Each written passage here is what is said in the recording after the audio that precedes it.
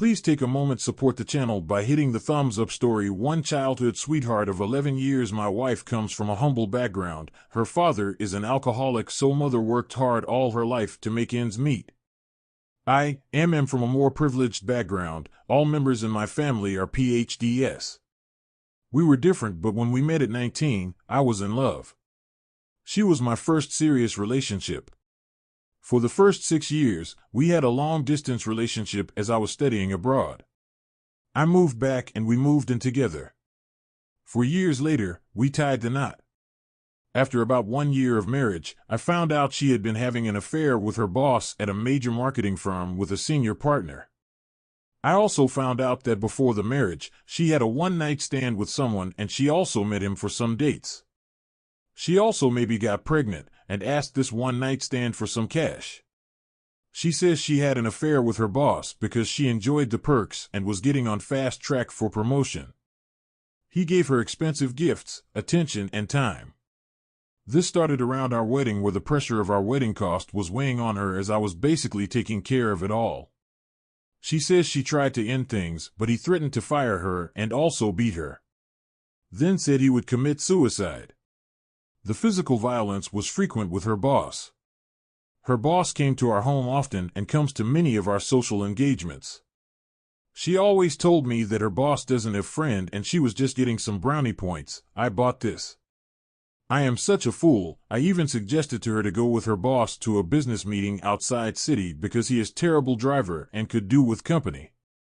What's crazy about this is that I am actually way richer than her boss. I have given her every single freedom. She can take money, no questions asked. She is not enjoying work. She can work at our own business. Although I always encouraged her to be independent. I had written her resume. I actually told her to take the job. I paid for her college and basically all her expenses since the start. Best part? I encouraged her to go and talk to management as it would help her. She went and say hi to this guys because of that. She meant everything to me. She says she was happy in our marriage. I certainly was. My faith in her was so enormous that ignored every sign. Our sex life was great. I have lost my future. I worked my off to grow our business after COVID impact, and here she was accepting luxury gifts that I'd consider pocket change. But it's true I didn't buy things for her, mostly because I thought she can buy whatever she wants with her card, and also because I was working all the time. Also, her fling mentioned above from prior to marriage? She texted him recently and had been having many flirtatious messages. She used to cook for her boss. She messaged him things like she wanted to be with him at night, and she did message him once or twice expressing concerns that she thought he was leaving her. After D-Day, our worlds have collapsed. She has quit her job and says has become suicidal. She swears she tried to get out but couldn't, and she hates this guy. She is asking for forgiveness if I can take her back. I can't trust her or maybe anyone ever again. Update 1, D-Day. She came home after one of her office parties. She was completely drunk at 3 a.m. She started mumbling she wanted kids. I asked her who dropped her. It was her boss. Something snapped and checked her phone. Found out. Her workplace, this company she works for, is a total scumbag. I just Googled and found out that in 2018 they laid off all senior management due to workplace harassment, and then someone in 2022 filed a case saying no action on her complaint. AP, he is in mid-50s and fat. Quite an ugly dude, honestly. She has brought him to our house many times. She has taken me to his house many times. She has introduced him to all our friends. She always said it was because he is lonely and doesn't have friends. The extent of his visits were so much that even when I thought something was fishy, I would think, who could be that stupid? My father just told me after D-Day that he had told my mother that I was probably approving of this open marriage. He just couldn't believe it that I didn't suspect. Her response after D-Day: accepted divorce, accepted to file lawsuit for workplace harassment. Quit her job and is suicidal, to point that her family doesn't even let her use the bathroom with closed door. She is definitely remorseful, and her family is too. She apologizes to me on an hourly basis. Asks for forgiveness and chance to prove she can change. She is asking me what she can do to make up for this. However, due to magnitude of my betrayal, I am not considering any form of reconciliation, but it's hard on me to stay firm. Clues during the 1-year-long affair, I have to admit, she has asked for psych help and has told me she has severe depression. I never understood the gravity of this and procrastinated on it. She has Googled on topics of how to end things. She has asked me multiple times to help her find a job. Again, I never understood the severity. So she definitely was going through something. But at the same time she has sent texts to him like she is missing him, etc. It's not that she had an escape in her AP, she was having a full-blown toxic relationship parallel to ours. Parallel lives. If you read her messages to him and then to me, you will see night and day. With him it's like a stupid teenager fighting and passionate and crazy. With me it's like calm, happy and loving wife. I am telling you, we had a happy marriage. This is what makes this so devastating. At one point she is messaging him frantically to come pick her up, and she is messaging me at the same time reminding me of some chores and that we have still not formally applied for a marriage license. Story 2. She cheated and got me arrested so she wouldn't look like the bad guy. Now she came back begging. Hi all, need to express my story to someone, anyone at all. I'll try and make this cohesive in some kind of way, but excuse me if I'm a little all over.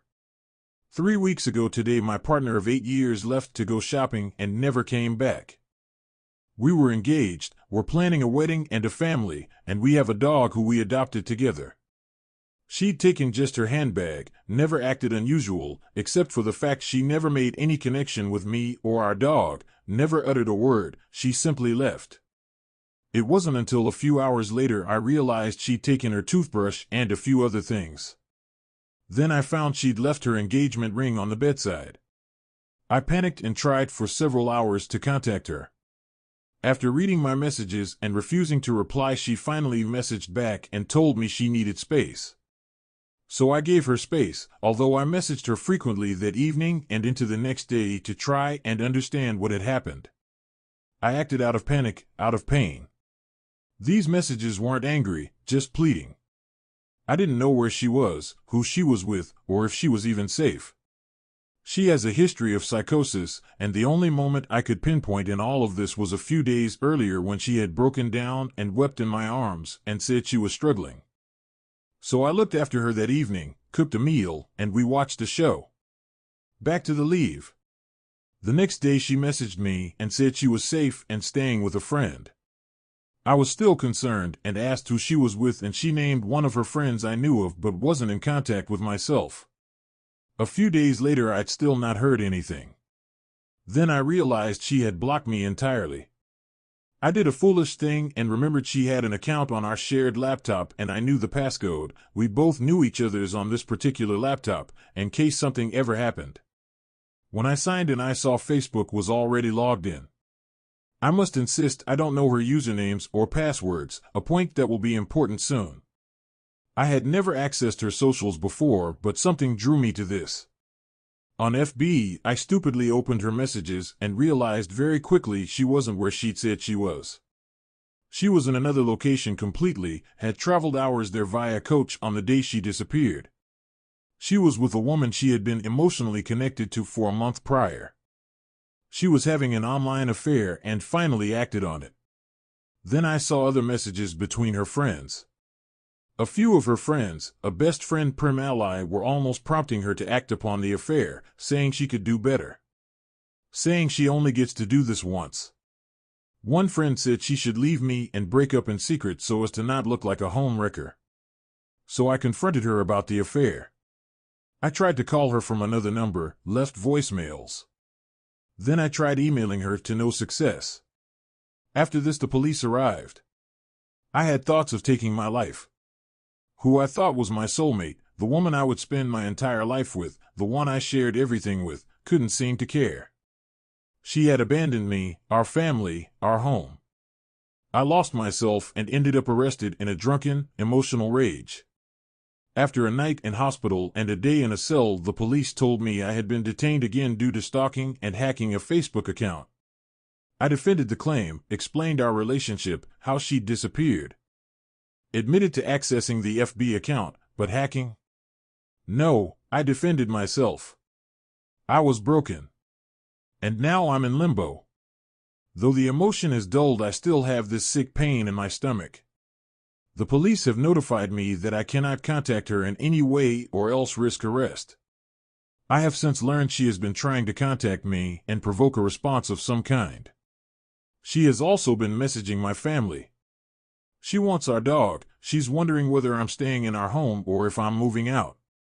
It's been several weeks now and no progress. She hasn't closed the joint financial accounts, contacted our landlord about living arrangements, nor been back for her belongings. I guess I'm venting and trying to ask anyone out there for advice. I feel cornered, and she seems to be taking her time about it. Furthermore, I feel she's gaslighting me. Why would the woman I spent 8 years with want me arrested? Is this so she doesn't look like the bad guy in this? About a month later, I received a text from her pleading, apologizing for everything she put me through. But I'm you dumb to take her backstory 3. Hi everyone. I'm posting here hoping to survive. 1 week ago was the happiest day of my life. I found out my wife of 4 years was pregnant. We didn't think we could get pregnant. It was the happiest we'd ever been. A couple days ago, by chance, I found out that 4 months ago she had done things, infidelity, that I still can't talk about. Multiple partners. Just picture your worst imagination and it's a step above that. Honestly, I'm holding on by a thread. Somehow, this happened to me before when I was much younger. I attempted suicide. Somehow the person saved me. Just literally a stroke of luck. Flash forward to today, I have awful social anxiety. I have trouble leaving the house. Given what happened with my now pregnant wife, going by what I read online, I have severe PTSD. I wake up screaming and it scares her. She runs to the room I'm in to check on me. I can't easily move out, neither of us could afford our home on our own. I'm torn between leaving and supporting her pregnancy. The other complication is that we are just under the borderline of when we could chemically abort. It's a living nightmare. She did things so terrible. Somehow part of me still loves her. The only thing that can stop my constant panic attacks, which I thought I had before but now realize I've never had, is laying with her. How do I get past the intrusive thoughts? We have listened to and read things online from the Mayo Clinic. I'm worried that keeping the baby is either simply a choice we make to try and not lose each other because we still care for each other, or it's a terribly dumb decision made by 2 very traumatized people that are spiraling around each other. I'm not angry at her. I'm horrified and devastated and still can't believe she had something like this in her. Honestly, this is a cry for help, for answers, for anything that might have helped people in the past. Can people get through something that one partner feels is so terrible they can't speak about it? Please take a moment to support the channel by hitting the